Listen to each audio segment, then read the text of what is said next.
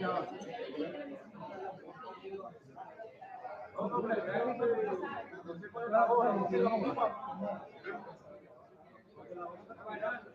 otra está caminando. No, la dos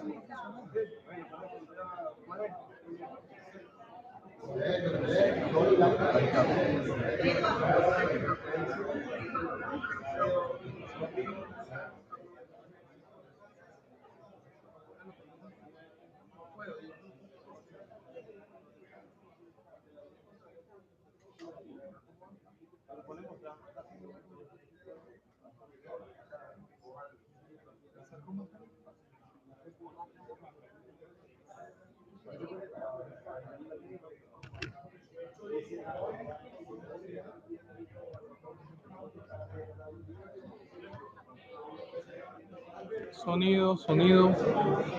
Probando sonido, Darwin.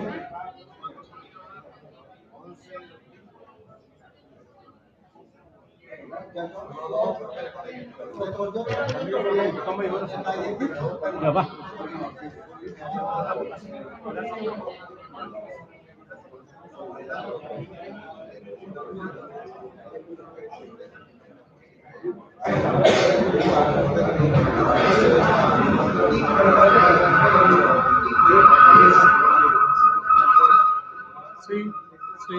Sí.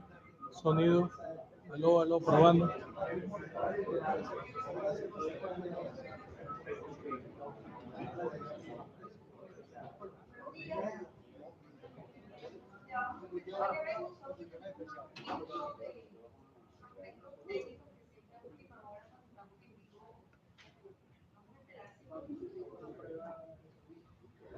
Sonido, sí.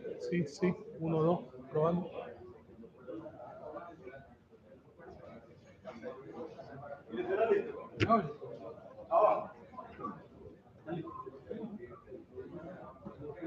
Sonido, probando.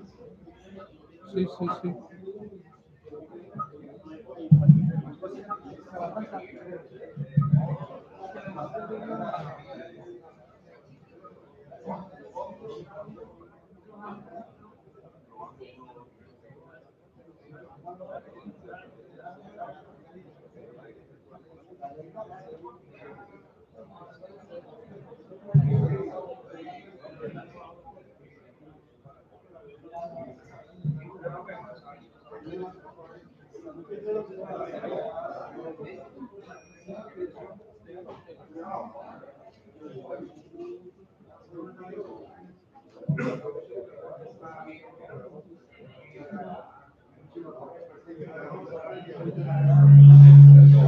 Buenos días.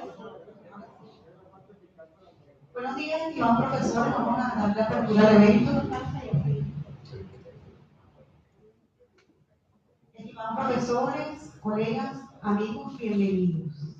El Colegio de Contadores Públicos del Estado Miranda y el Colegio de Contadores Públicos del Distrito Capital le dan la más cordial bienvenida.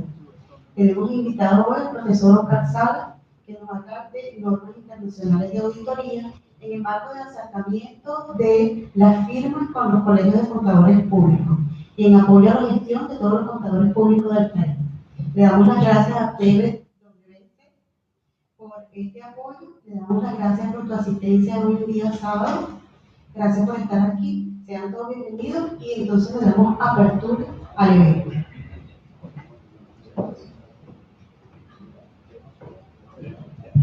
Ok, bueno, muchas gracias por la invitación. Como todos ustedes saben, yo aquí me siento en mi casa porque soy colegiado de Estado Miranda, del Colegio de Estado Miranda, de manera que para mí esta es mi casa y siempre lo ha sido desde hace muchísimos años. Yo más que hablar de líneas, el ofrecimiento que le hice a Ricardo Ruete y a Nancy como presidentes de los colegios de Estado Miranda, Distrito Capital, que la intención mía, yo estoy viviendo fuera de Venezuela ahora, ya me jubilé de Price en 2011, seguí trabajando en Price Chile hasta como 3 años más, y luego ahora estoy en Price, Ecuador, apoyando algunas actividades allá. Pero siempre he considerado que soy un educador y mi intención es siempre ayudar a la profesión y a todos los profesores y educadores. Yo creo que aquí todos los profesores que puedan haber, tanto aquí como en toda Latinoamérica, en realidad son personas que nacen con esta vocación, que muchas veces hasta la descubren tarde, no sabían que tenían esa vocación y que les encanta dar clases. Y una vez que una persona descubre que tiene esa vocación, difícilmente puede dejarla o puede apartarse de ella. De manera que todo el material que yo voy a presentar es para que los profesores de las universidades, para que los representantes de cada uno de los colegios de contadores de aquí de Venezuela dispongan de estas bases de datos, que son bases de datos muy voluminosas, pero que ayudan mucho en la capacitación de los estudiantes, profesores y profesionales mismos que ya están graduados. Yo siento que muchas veces soy muy directo para decir las cosas, porque digo no solo lo que pienso, sino lo que siento. Y algunas veces como que eso no cae tan bien decir las cosas tan directamente, pero lamentablemente no puedo ser de otra manera. Entonces, todo lo que yo pueda decir, yo quiero que en ningún momento se vea como que yo estoy atacando a algún colegio o a alguna universidad o a la federación misma de colegios contadores, porque no, porque yo lo que quiero es contribuir con la profesión. Yo no quiero que se vea cualquier comentario que yo pueda hacer, que sientan que estoy atacando a alguien en particular. Esa no es la idea, sino todo lo contrario. Y ojalá que también digo que los políticos de Latinoamérica, si alguna vez sintieran lo que es la vocación de un educador, oye, este país o cualquier otro país de Latinoamérica sería más justo y mejor, porque el educador siente una vocación por transmitir y el político a veces lo que siente es una manera de ejercer una profesión para enriquecerse rápidamente. Entonces, esa para mí es la gran diferencia entre lo que es un educador y un político. Y, por favor, no se sientan angustiados de que no pueden ver bien la pantalla, de que no pueden ver bien algún comentario que yo pueda hacer. Todo lo que yo voy a hablar aquí, todo está en la fase de datos que yo voy a dejar. Lo único que quiero, por favor, hacerles énfasis en lo siguiente. Hemos acordado, y Ricardo Ruete mismo y Nancy me sugirieron, que la forma de entregar este material, que es muy voluminoso, son bases de datos que tienen a veces miles de páginas y que son interactivas, que esta sea entregado mediante carta dirigida por parte de las universidades a Pedro Pacheco, que es nuestro socio principal de Price. Entonces, yo solamente les voy a leer lo que en realidad debería decir esa notificación, esta carta les va a llegar a ustedes por medio de IDEPROCOP, que va a hacerles llegar, porque va a circular ahora una hoja para que ustedes anoten su email y les puedan recibir esta carta que deben hacerle llegar a la firma para que se les entregue la base de datos que les vamos a presentar a continuación. Entonces, está conmigo Manuel Briceño, es socio de la firma, que también él va a ser el responsable y coordinador de poder entregar todo este material para las universidades. ¿Okay? Entonces, les leo la carta solamente, voy a nombrar las bases de datos. Si alguno siente que ya no necesita una base de datos específica, pues la omitimos, no tenemos problema. Lo importante es que tengan el siguiente material. Siento que nuestra profesión cada día avanza más, y algo que me entristece, y lo debo decir, por favor no sientan esto como un ataque, algo que me entristece realmente es ver cómo hace muchos años, yo se lo comentaba al socio principal de la firma, Pedro Pacheco, que hace muchos años él tuvo que ir a Ecuador porque estaba la quiebra de muchos bancos allá. Muchos de ustedes se deben acordar de esa situación. Y participaron socios de varias de las 4 grandes firmas de acá en esa revisión y para ver cómo hacían para mejorar la situación allá de la quiebra de tantos bancos y tantas instituciones financieras en Ecuador. Fue algo muy fuerte. Y bueno, y en ese entonces que lideraba todo el proyecto era Venezuela, porque consideraban que la profesión estaba tan avanzada acá que éramos líderes en Latinoamérica desde el punto de vista de lo que era la normativa contable y de auditoría. Hoy siento que las cosas han cambiado tanto y eso me entristece, porque realmente yo estoy ahora quizás en un país, en Ecuador, y estoy viendo que la profesión ha avanzado tanto, pero tanto, que inclusive está más avanzada que en el mismo Chile. Y yo trabajé 3 años allá en Paraíso, Chile, y lo puedo decir con propiedad, que para mí, en Ecuador, ahora se aplican las NIA y las NIF no solamente a las compañías que están emitiendo oferta pública de valores, no, sino que también a entidades que se consideran entidades de interés público. ¿Qué significa esto? Que la Superintendencia de Compañías y Valores estableció que no solamente las compañías que cotizan en la bolsa, sino muchas otras son de interés público. Y como son de interés público, tienen la obligación de someterse a auditorías obligatorias de acuerdo a aplicar, y que deben aplicar las NIAs en full extensión y las NIF o las NIF PYME en full extensión.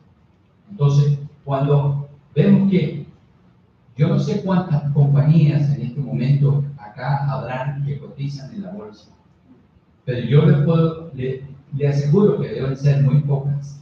Pero lo que les puedo decir que en Ecuador 86.000 compañías están en la obligación hasta el 30 de abril, creo que mañana o pasado mañana, de emitir y entregar su estado financiero vía electrónica a la superintendencia.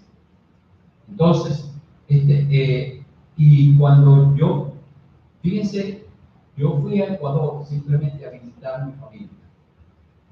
Y un día pasé por una universidad y dije, oye, déjame hacer algún acercamiento, como que cualquier educador siempre quiere hacer acercamiento con alguien de la universidad. Fui y conversé con la decana de la universidad, en la parte de administración y contaduría. Me dijo, oye, ¿por qué no nos dan una charla? Está bien, pero yo cualquier actividad que haga debe ser por medio del PRAIS. Porque soy socio jubilado del PRAIS y debo hacerlo por medio de ellos. Muy bien, la hice. PRAIS me apoyó y estuve con ellos. Y fue como que se hubiese reventado la burbuja. De allí no paré más en actividades, en diferentes campos, en universidades, en colegios de contadores, y en la superintendencia. En la superintendencia misma de compañía me llamaron para preparar exclusivamente a los inspectores que van a ser quienes van a revisar los estados financieros de las organizaciones. Y bueno, diga, y un interés y un compromiso. No es solamente estar, porque cuando a uno le gusta una profesión, no solamente se involucra, sino que está comprometido con la profesión. Y eso siento yo que es en mi caso. Yo todo lo que hago, lo hago no por la parte económica. Yo llevo muchísimos años, más de 30 años, dando clases en diferentes universidades y diferentes territorios, y nunca he recibido un centavo por dar clases, y le pido a Dios nunca tener que hacerlo. Porque para mí, el compromiso mío con Dios es ayudar a la profesión por todo lo que Él me ha dado a mí. Entonces, realmente, señores, sientan de que lo que yo vengo aquí no es con un eslogan, con una publicidad. Vengo a entregarles material para que ustedes lo utilicen y ayuden a la profesión y a todas las personas que se están iniciando en esta profesión. Algo que me satisface mucho como contador público venezolano es lo alto que están dejando el pabellón venezolano todos los profesionales que salen por él. En Chile, los socios mismos de Price me decían: Oscar, ¿tú me puedes decir cómo transmiten a estos muchachos que tienen tanta preparación en todas las que son áreas de mía, pozo, todo? Entonces, y lo que más les gustaba de ellos era el nivel del compromiso que tenían los contadores públicos venezolanos. Y así como eso, los médicos, los odontólogos, yo creo que es algo natural de que siempre se dijo, no, que el venezolano es flojo. No, señores, el venezolano flojo, véanlo fuera, véanlo, cómo luce, cómo brilla realmente. Entonces, eso a mí me hace sentir muy bien, y cada vez que estoy en algunas actividades con venezolanos, les transmito mi esperanza de que cuando vuelvan al país tienen un gran compromiso con este país. Yo no nací en este país, pero mis costumbres son venezolanas, mi jerga creo que es venezolana. Aun cuando hablo en Chile no creen que soy chileno, ni acá creen que soy venezolano. Entonces, no soy ni chicha ni limonada, pero no importa. Es aquí donde me siento que este es mi país, mis hijos son venezolanos, y yo siento que realmente mi compromiso está fundamentalmente con la profesión. Por lo tanto, voy a empezar a leer la carta que ustedes debiesen dirigir, y no sientan ninguna duda de que sí van a recibir este material, y les aseguro que les va a encantar. Son miles de horas de trabajo. A mucha gente le encanta ir a la playa, qué sé yo, Semana Santa, Carnaval. Aquí, ¿qué es lo que me gusta?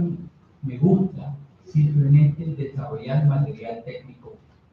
Y es lo que realmente disfruto. Entonces, por favor, les voy a leer la carta. Ustedes se la pueden hacer llegar a Manuel Briceño o a alguien acá en el grupo, a Ricardo Ruete o a Nancy o a quien sea, que realmente con la que ustedes tengan un mayor nivel de acercamiento, pero tengan la seguridad que van a recibir este material.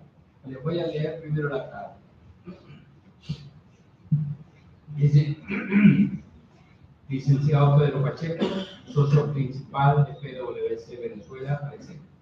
De nuestra consideración, estimado licenciado Pacheco, junto con saludarle muy cordialmente y en nombre de la Facultad de Ciencias Administrativas de la Universidad Tal, o puede ser de Director Pop, puede ser del Colegio Estado Miranda o de cualquier colegio del país. Le damos las gracias por haber ofrecido a esta institución la entrega de las siguientes bases de datos desarrolladas por representantes de PwC, quienes con fecha 27 de abril del 2019 en las instalaciones de IGEPROCOP no presentaron el contenido de esta información técnica, así como la manera interactiva en la que puede ser utilizada para dar capacitación y o actualización a docentes, alumnos y profesionales egresados de nuestra institución en las siguientes áreas. 1. Normas internacionales de auditoría. Primero, están dos bases de datos, una bajo el Clarity Project y la otra es normas internacionales de auditoría vigentes posterior al Clarity Project. también está una base de datos de evaluación de riesgos y fraude, está una base de datos de NIF para pymes y están dos bases de datos relacionadas con marco integral de control interno costo. Entonces, mediante esta correspondencia le manifestamos nuestro compromiso de utilizar este material didáctico para los fines antes mencionados y también como material bibliográfico de apoyo e interés para la comunidad estudiantil, docente y profesional de nuestra institución. Entonces, si nuestro particular se despide atentamente y que infirme, por favor, de alguna universidad, que sea la persona que sean responsables de lo que es la parte de la escuela de administración o contaduría o PASE o como quiera que se llame, pero que tengan un nivel de compromiso y responsabilidad para que asegurarnos de que esta base de datos, por favor, que han sido creadas con el propósito de ayudar a la profesión, no vayan a ser nunca utilizadas con fines lucrativos, porque esa no es la idea. ¿De acuerdo? Entonces, esa es la carta. Y entonces ahora yo voy a empezar a presentarles lo que son las bases de datos. ¿Okay? Entonces, vamos a iniciarnos primero con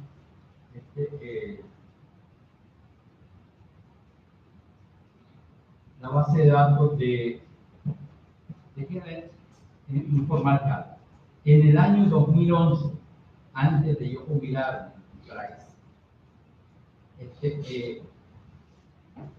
dictamos un curso en esta institución y de Procopio para capacitación de profesores.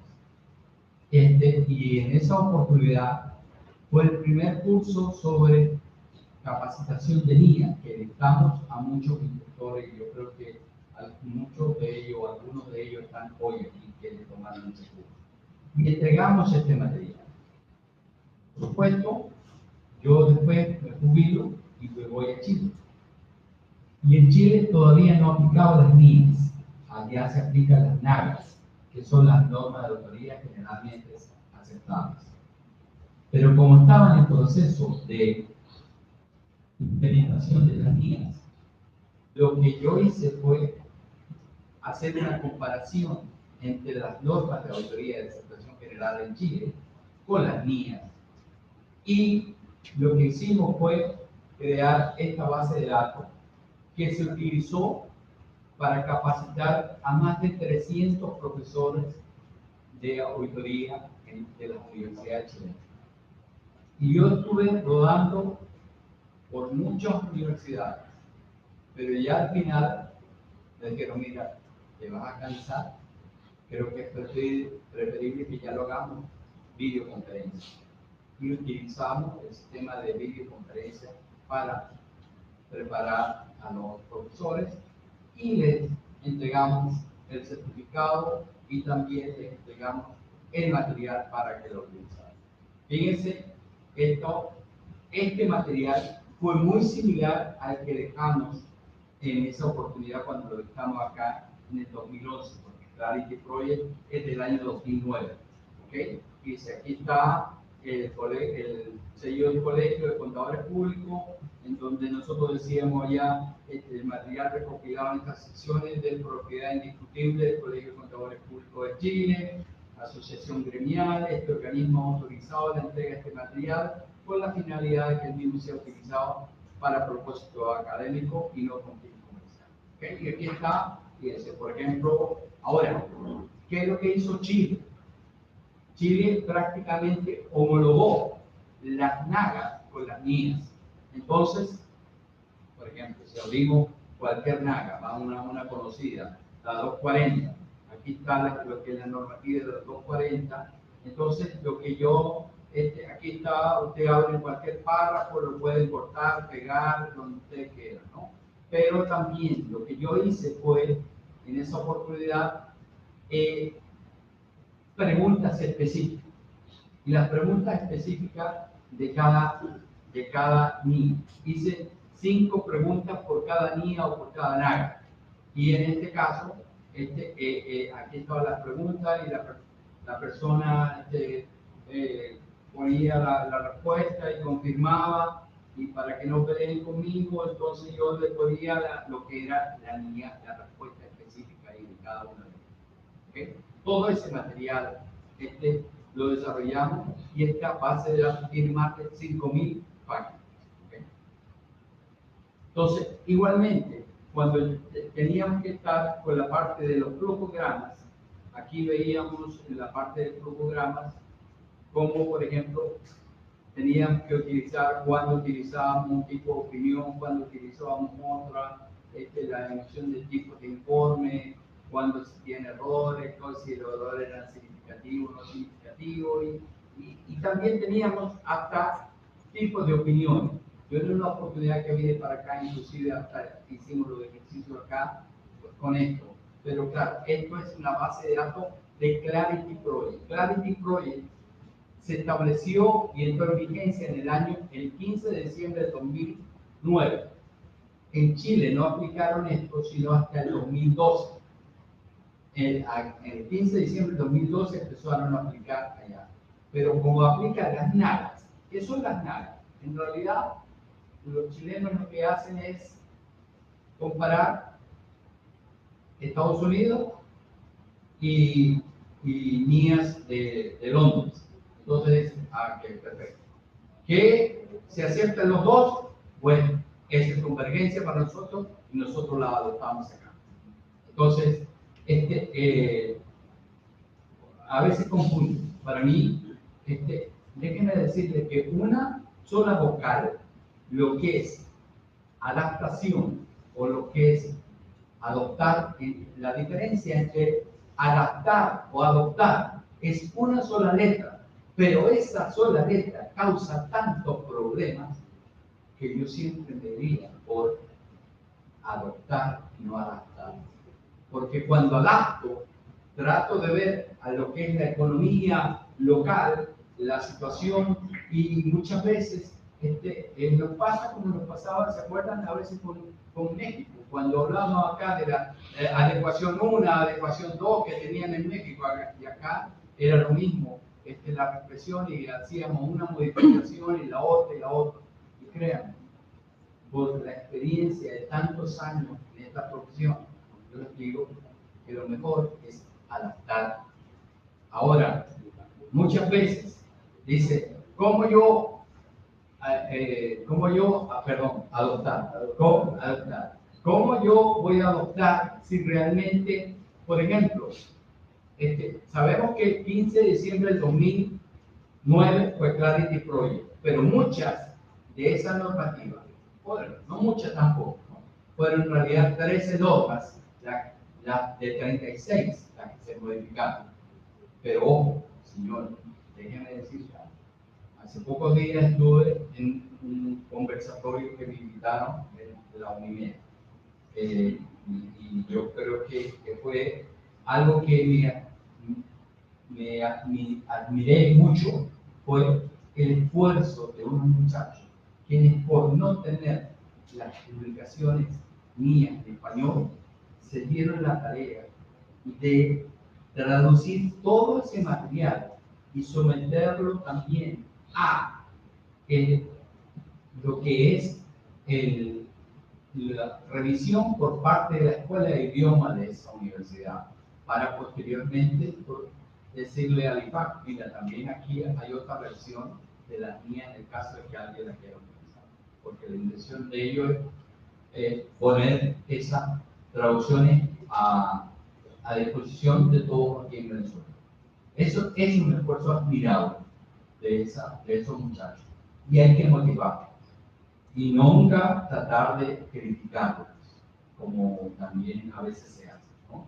Yo creo que por el contrario hay que entender. Lo único que sí, si yo voy a hacer una crítica que sea con el tacto suficiente, de manera de no herir susceptibilidades, porque no se puede decir, mira, aquí solamente hay 3 organismos que permiten traducción, y el IFAC permite que traduzcan sea México, Argentina y España, y lo demás no lo aceptan. ¿No? Pero un momento, también puede haber alguna otra alternativa. Entonces, creo que muchas veces, independientemente de que se tenga razón, hay que saber decir las cosas y no herir susceptibilidad. Yo por lo menos trato de cuidarme, pero soy muy directo a veces y digo lo que sí. Okay. Entonces, esta base de datos que tiene aquí 35 preguntas por cada línea, pero que también tiene tipos de opiniones, en donde, por ejemplo, ya lo vimos esto, pero solamente para aquellos que no tuvieron. Yo tenía por lo menos como primera situación, la gerencia de la sociedad no permitió al auditor enviar carta al abogado, y entonces ponía todos los tipos de opiniones de arriba. ¿Qué tipo de opiniones están? ¿Es sin salvedad? ¿Es con salvedad? ¿Es adversa? ¿Es abstención o es énfasis? Entonces, cualquiera de los muchachos decía, para mí eso es un énfasis. Respuesta incorrecta. Entonces es una abstención. Respuesta incorrecta. Entonces, bueno, salvedad. Hasta que por ensayo y error llega a darle a la que es. Y cuando ya esto simplemente abre aquí y tiene lo que es la situación, la gerencia nos permitió, cuál es el efecto de los estados financieros, cuál es la implicación en el informe y la redacción del párrafo, que es lo que debe decir el informe. Eso está elaborado de esta manera. Y yo creo que para cualquier educador, independientemente que pueda tener una mejor redacción que la que yo he puesto como modelo acá, la idea es que sirva como guía, como base. ¿Ok? Entonces, esta base de datos la vamos a dejar. Pero crean que esto es la base de datos de Clarity Project 2012. Pero vamos ahora a ver la otra, que es la del 2015. Norma Internacional de Auditoría NIA, que incluyen cambios posteriores al proyecto Claridad. Y entonces, aquí, señores, lo que sí quiero decirles con mucha propiedad es que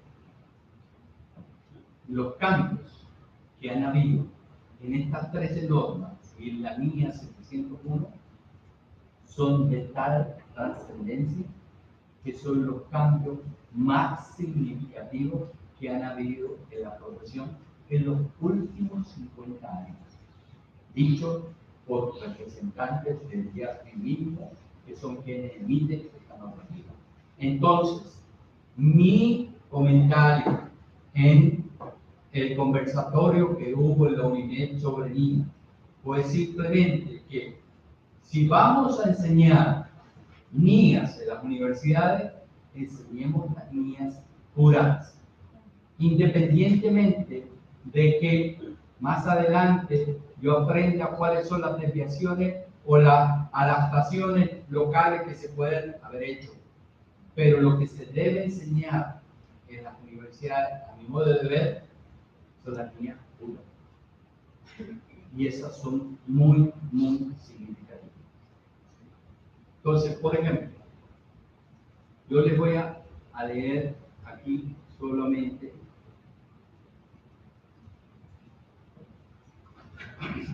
un auditor no tiene responsabilidad durante el desarrollo de una auditoría de asumir el rol de los representantes de la gerencia de una organización y corregir directamente los errores contables que presente la cifra de los estados financieros o la deficiencia existente en los procedimientos de control interno. ¿Esta responsabilidad de quién es? Pues de la gerencia de la auditoría, no del auditor.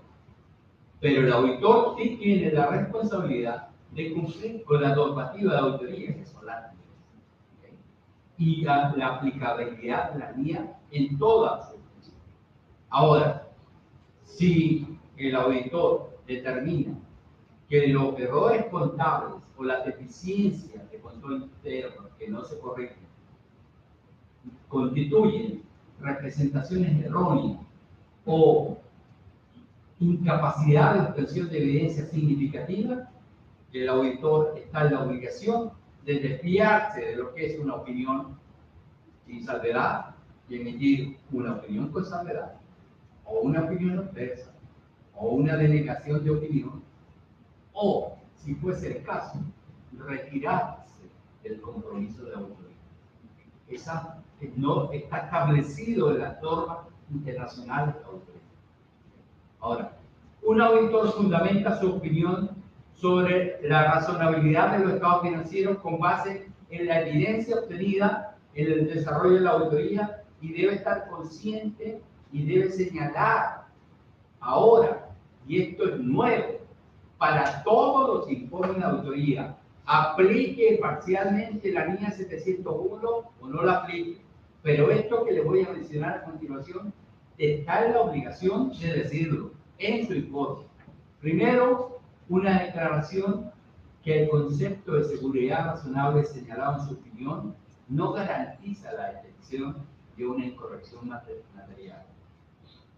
También debe decir que aplicó su juicio profesional, que conlleva demostrar conocimiento, capacidad y experiencia de ejercer su actividad, y que mantuvo una actitud de escepticismo profesional, que implica mantener una mente inquisitiva, que cuando observe que hay evidencia contradictoria entre lo que está viendo en su trabajo y lo que le están informando, me paro aquí porque aquí hay algo que no huele bien.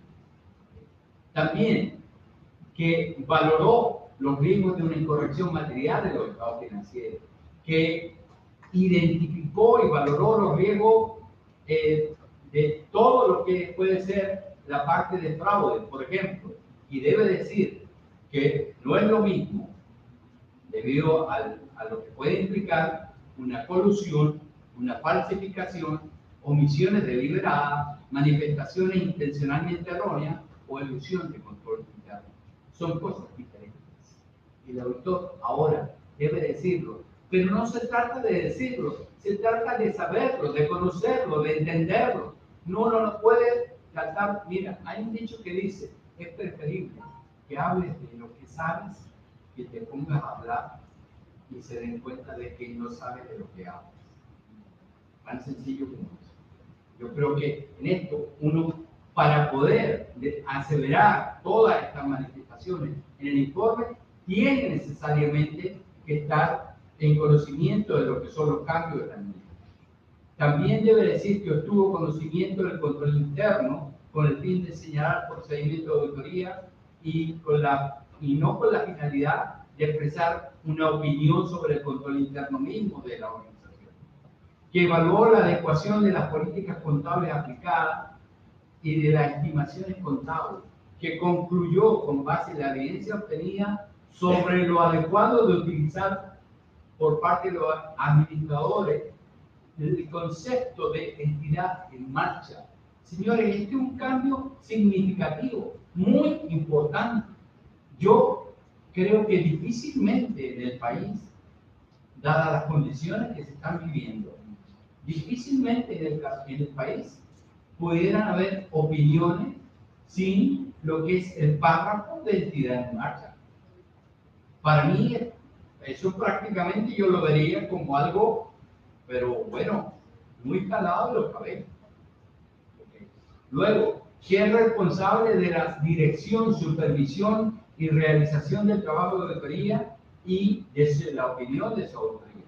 Que se comunicó con los responsables del gobierno de la entidad en relación al alcance que tuvo la auditoría y que comunicó los hallazgos significativos, que proporcionó a los responsables del gobierno de la entidad una declaración que señale que no cumplió con requerimientos de ética aplicables. Y en el caso de los cambios, fíjense, les he mencionado como 11 puntos. Y el último punto que les menciono está relacionado con los cambios, que son los Key Audit Matters, que son lo que corresponde a la NIA 701, una publicación o una normativa que ha levantado mucha roncha o mucha controversia. Pero déjenme decirles que para mí la finalidad de la NIA 701 es exclusivamente que el auditor le transmita a quien tiene el mayor compromiso, porque el mayor compromiso de un auditor en un informe de auditoría no es con que le pagan los honorarios, es con los accionistas minoritarios o quienes van a leer su informe. Esa es la mayor responsabilidad del auditor. Entonces, lo que tienen que entender es que realmente los key audit matters tienen como objetivo fundamental que el auditor simplemente le diga a esos accionistas minoritarios qué le quitó el sueño durante la auditoría, qué le preocupó y cómo lo trató, por qué consideró que era un key audit matter. Todas esas cosas que son aspectos fundamentales en el desarrollo de la auditoría son las que el auditor ahora debe decir. ¿Por qué? Porque para mí el informe de la auditoría antes de esta normativa, para mí simplemente era como una expectativa insatisfecha de parte del cliente y del auditor. El auditor esperaba que su cliente entendiera su función y el cliente esperaba que el auditor le dijera algo más de lo que le estaba diciendo. Oye, ¿de qué me vale que a mí el auditor le diga todos los años lo mismo, me copie las mismas opiniones y nunca me diga nada nuevo? No, dime qué pasó en la auditoría, cómo lo trataste para yo entenderlo. Eso es lo que hoy más. Y ojo, señores, es una normativa que está siendo aplicada a nivel internacional en más de 130 países. Y nos guste o no nos guste, si nosotros estamos adscritos al IFAC, como siempre lo fue, no sé, entiendo que ahora no lo es, pero no lo es, no porque no queramos, sino por cuestiones, simplemente por cuestiones económicas, porque o hay una deuda con el IFAC, o no sé. Eso no es relevante. Lo que sí es relevante es que necesariamente si el IFAC emite una normativa de auditoría, una normativa del código de ética, el contador público la debe cumplir.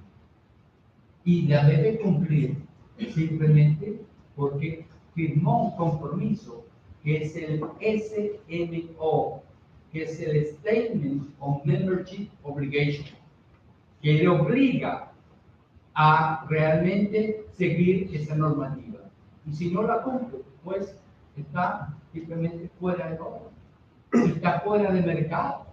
Yo les aseguro que ninguna de las 4 firmas de auditoría aquí está emitiendo un inter office opinion, o sea, una opinión de las que van fuera de Venezuela y donde no esté aplicando las mías en toda su extensión. ¿Por qué?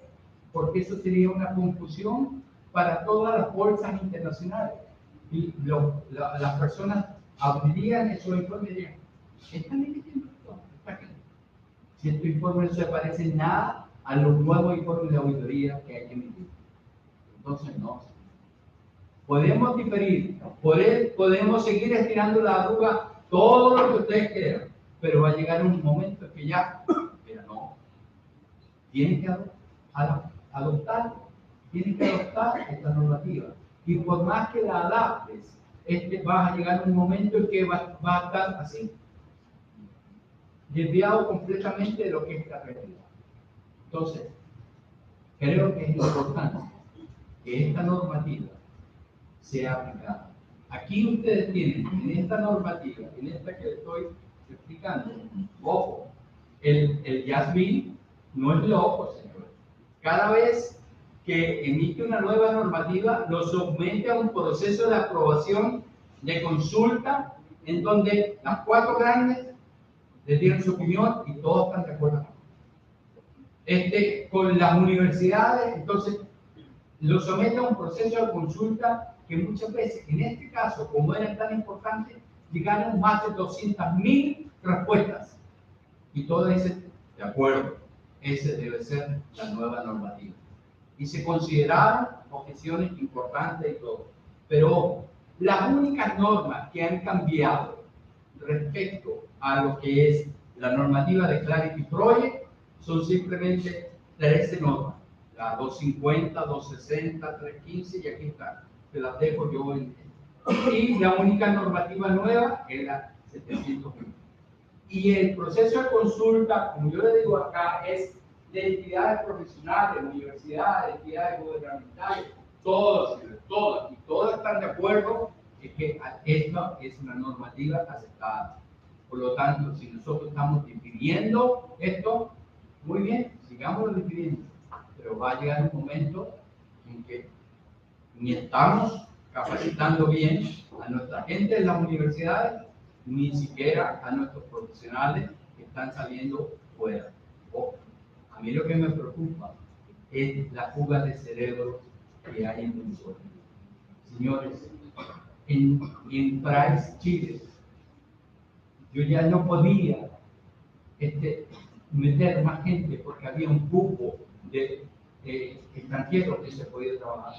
Pero si fuese por los socios chilenos, hubiesen contratado todos los venezolanos que iban a presentar currículum. Y lamentablemente llega un momento en que no lo puede hacer. Oye, me preguntaba, es que los conocimientos contables, déjame decirte algo, en Venezuela existe la carrera de licenciado en Contaduría Pública y licenciado en Administración Comercial. No es como allá que existe Ingeniería Comercial, no, Ingeniería Comercial. Entonces yo preguntaba a veces a los directores, me dijeron, mira, no, es que aquí salió en una oportunidad una fiebre de la ingeniería, entonces se empezaron a crear carreras de ingeniería comercial. Ojo, en Ecuador también existe ingeniería comercial, pero ¿qué ingeniería comercial? Pero ingeniería comercial, hay veces que ven 2 semestres de contabilidad. Un contador público acá que ve mínimo 10 semestres de contabilidad o a veces 12 porque ve 2 contabilidades casi en paralelo en los últimos años. Entonces yo decía, mira, es que un contador público venezolano hasta por inercia te tiene que saber contabilidad, porque no es que es algo que lo va a ver por primera vez.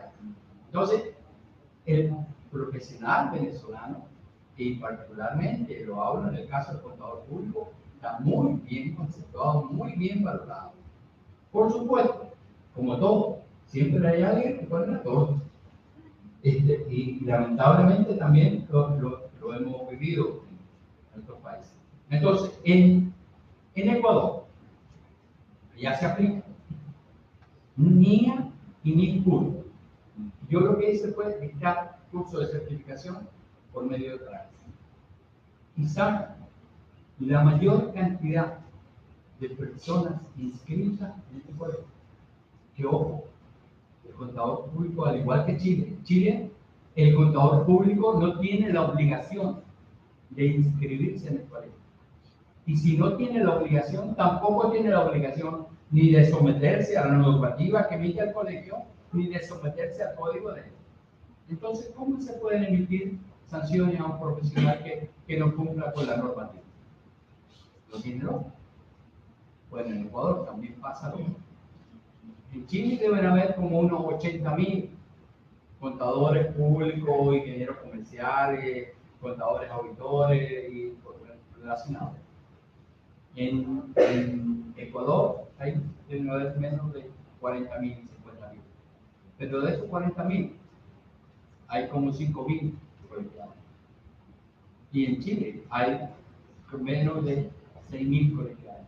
¿Y sabe lo que nosotros hicimos en Chile? Como se dieron cuenta de la capacidad que tiene un contador público auditor o un contador público venezolano, va al colegio con su carnet de cualquier colegio acá, y aquí está, y lo inscribe en el colegio. Lo aceptan como contador. Y creo que eso es una gran garantía. Eso no significa que va a conseguir trabajo al siguiente día, pero ya, oye, es un gran paso de reconocimiento. Y yo creo que eso es algo que uno tiene que hacer, porque en ningún momento a mí ¿cómo se llama? Me atemoriza, porque sé lo bien preparado, he dado clases por muchos años en muchas universidades y sé lo bien capacitado que está el contador público. Ningún temor en decir, mira, no, es suficiente. Carnet es suficiente. Ahora, ojo, señores, déjenme decirles algo. Yo llegué a una universidad donde fui a dar una charla en Ecuador no voy a decir el nombre de la universidad, pero se habían falsificado 70.000 títulos. Ojo. Y eso creo que puede estar pasando aquí también. Y eso sí que sería fatal para la reputación del profesional venezolano, porque ya sea un médico, miren, mis hermanas que viven en Chile dicen, mira, yo solamente quiero tratarme ahora con un médico venezolano. ¿Por qué? Porque el médico chileno ni siquiera se para de la silla para examinar. El venezolano me examina completo. Y es así, sí. O sea, yo no estoy diciendo cosas que no son realidades. Esa es la verdad. Entonces, por favor, ya, entonces ustedes tienen acá, en esta base de datos, tienen, además de ejercicios prácticos, tienen todo lo que es la normativa después de Clarity Project. La NIA 200, que fue emitida el 15 de diciembre de 2009, no ha tenido cambio. La 250, que fue revisada y que es del 15 de diciembre de 2017, tiene tantas páginas y de tal fecha. Todas, las tienen todas. Ojo, yo no he traducido nada. Todo lo he tomado del FAQ.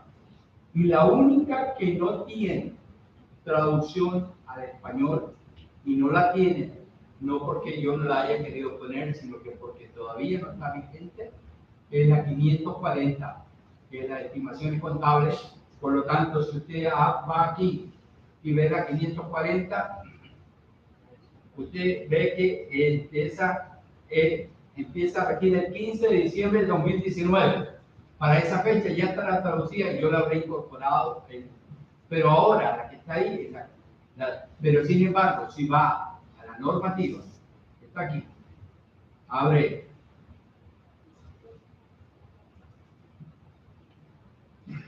y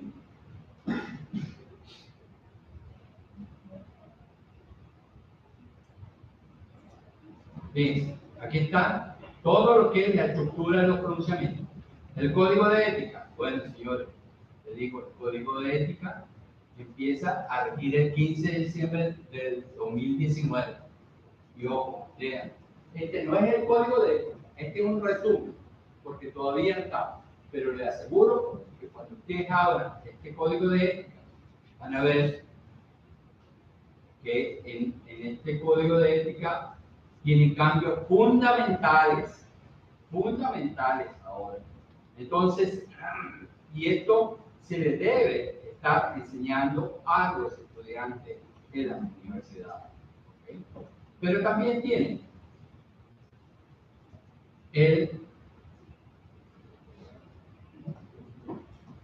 las normas relacionadas con las normas de calidad, las normas de autoría. Ustedes tienen aquí todas las líneas, todas, en español y en inglés, la última versión, todo. Y cuando abre alguna de ellas, entonces, aquí está, por ejemplo, vamos a abrir cualquiera, está la versión en inglés de la NIA 210. ¿Okay? De los términos de los compromisos. Aquí la 240 la abre en español y aquí está todo lo que es la normativa 240 y están en versión PDF. Yo no he hecho ningún cambio a esta normativa. Por lo tanto, creo que si van a utilizar también la traducción de la Universidad Metropolitana, que me parece una gran iniciativa, debiesen a lo mejor comparar con esta para apoyarse en algunos términos de lo que es. Entonces ya tienen aquí, le he presentado esta norma, no,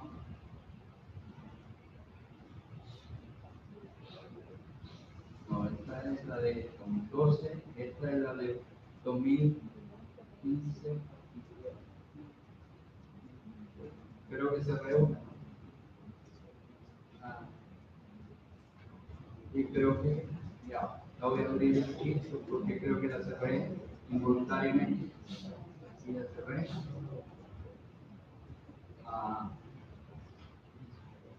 La del 2000.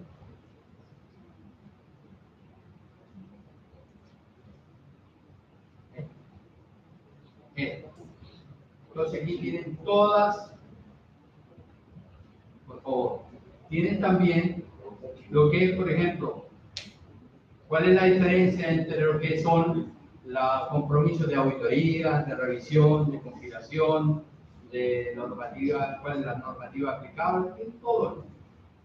Señores, creo que ustedes tendrían que tomar a lo mejor un periodo de vacaciones para poder entender toda esta base de datos que yo les estoy dejando.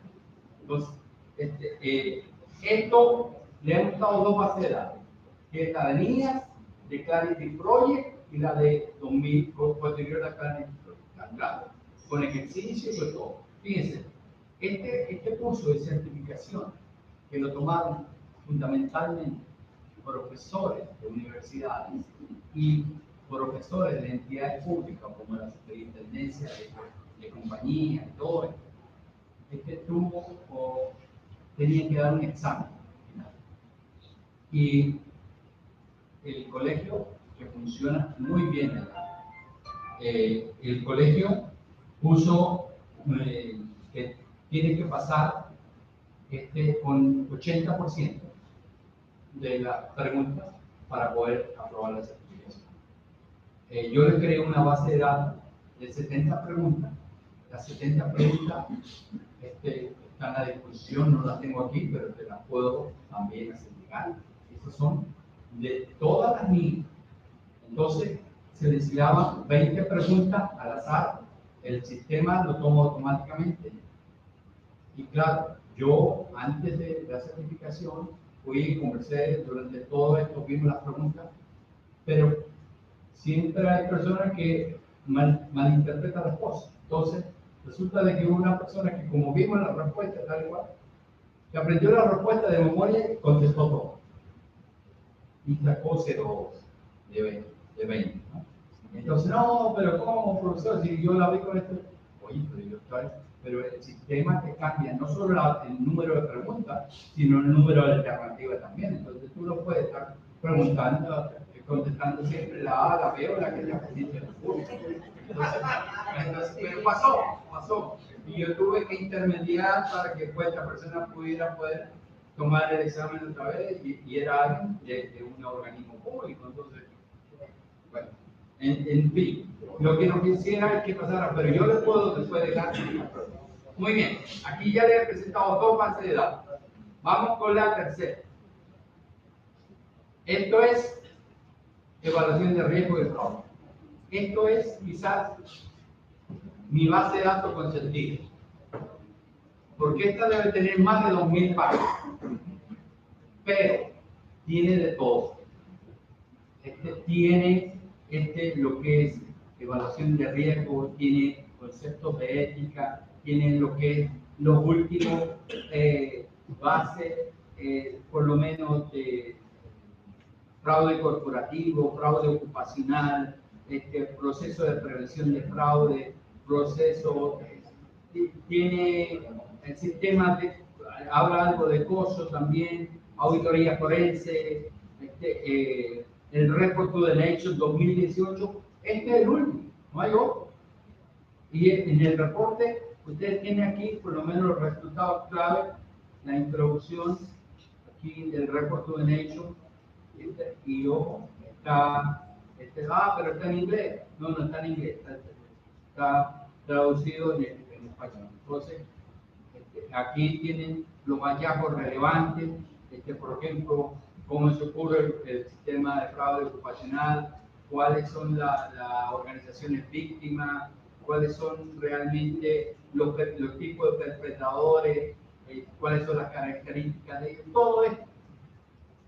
Créanme, son miles de horas de trabajo. Entonces, todo esto se lo vamos a dar. La única condición es que le manden la carta al licenciado Pedro Pacheco. De lo contrario, No. ¿Y por qué queremos hacer esto? Porque realmente hace años tuvimos una mala experiencia de persona que recibió material que entregamos y que hasta lo estaba comercializando. Y eso es lo que no queremos que pase, ¿verdad? Porque no tiene sentido, no tiene ningún sentido. Entonces, yo creo que para evitar esto, ustedes tienen que entender que esto es simplemente el caso de seguridad, de transparencia, de honestidad, de integridad. Entonces, todo esto ya tiene esto. Ya le he mostrado cuántas bases de datos. 3. 2 de mía y esta de esta es mi consentida. Esta es la que le dedico más tiempo. Por lo tanto, le aseguro que cualquier profesor, yo sé que Antonio está aquí, cualquier profesor de que vaya a dictar auditoría forense, mira, no tengo nada que hacer, nada que objetar, porque ahí está todo. Antonio es un gran amigo, pero también tengo sentimientos encontrados con él. Déjenme decirles algo. Yo fui el primer profesor de auditoría forense de la Universidad de Santa María. Y tengo grandes amigos producto de todas esas clases que yo di en esa universidad. Entonces Antonio me dijo, mira, ¿por qué por favor no dar la clase de auditoría forense? Y yo, está bien, Antonio, yo lo voy a dar, pero con una condición, ¿cuál? Que yo también quiero estudiar. Y me dijo, no, eso no puede, si tú eres profesor no puedes estudiar. O sea, me prohibió que yo pudiera sacar la especialidad forense en la Universidad de Santa María.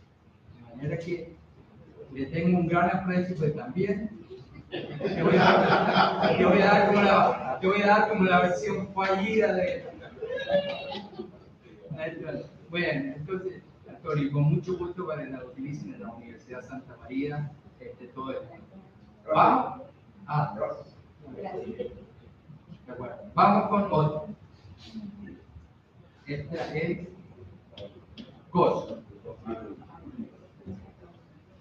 Hay 2 bases de datos de costo. Señor.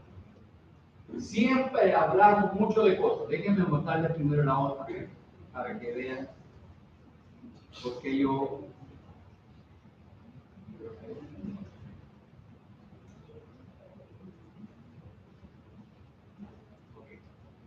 Déjenme mostrarles.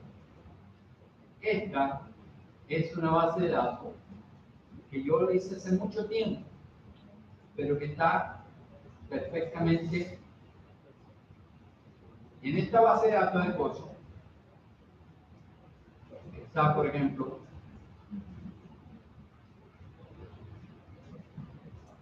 los 5 componentes, que es la unidades y todo lo que es.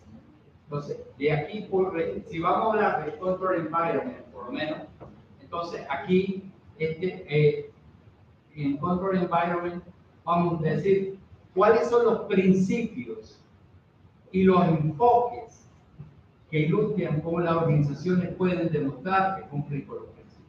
Entonces, por ejemplo, en el control environment hay 5 componentes que son fundamentales. Y este es el componente más importante del control interno. Y entonces, aquí están los 5 principios. ¿Okay? Primero, que la organización demuestre su compromiso con la integridad y valor ético. Eso es lo fundamental. Y aquí están los otros 5 principios. Pero de cada uno de ellos, se supone que la organización, para cumplir con estos principios, debe demostrar que aplica esto.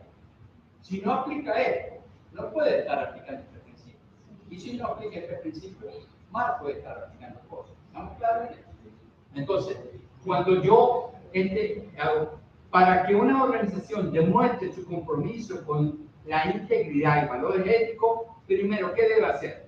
Establecer un código de conducta. Resaltar ejemplos en el asunto de integridad y ética.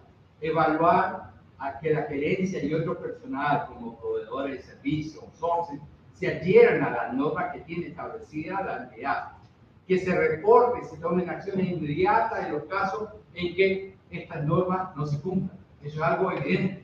Pero a veces dicen, mira, lo que pasa es que en este principio la compañía creo que cumple esto. O sea que es solamente un 20% que está cumpliendo. Entonces yo, espera un momento.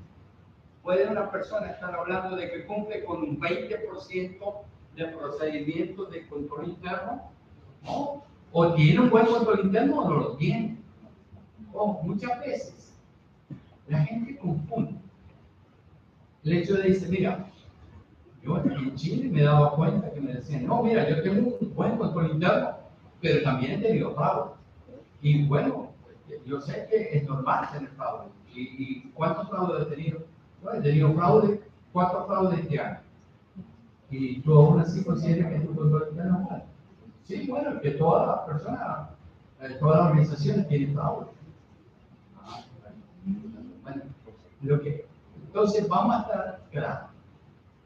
Para que un control interno pueda definirse que es razonablemente bueno, indudablemente tiene que demostrar que las personas en el transcurso normal de sus operaciones determinen que algo está pasando con otras personas que están y que algo huele mal con ellos. Detecta que indudablemente algo es anormal. Si tiene que crear procedimientos específicos para poder controlar los fraudes o descubrir los fraudes, pues ese no es un buen control interno. Olvídalo. Podrá tener controles para otras cosas, pero un buen control interno no puede ser catalogado a veces donde hay 4 o 5 fraudes. Ojo. Y las personas también confunden mucho, muchísimo, señor, lo que es los proyectos de auditoría forense, auditoría interna y auditoría externa. Y yo creo que es importante, por ejemplo, que he abierto tantas y yo no sé dónde voy.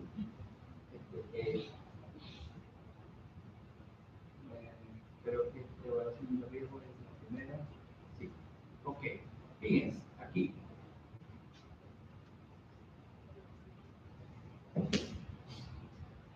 Los objetivos de una auditoría interna, una auditoría externa o una auditoría forense son completamente diferentes. La auditoría interna tiene como actividad objetiva independiente, aseguramiento y consulta, y es para mejorar la eficacia y eficiencia de los procesos. Si vamos a auditoría externa, simplemente se trata de poder emitir una opinión sobre la razonabilidad del estado financiero y bla, bla, bla.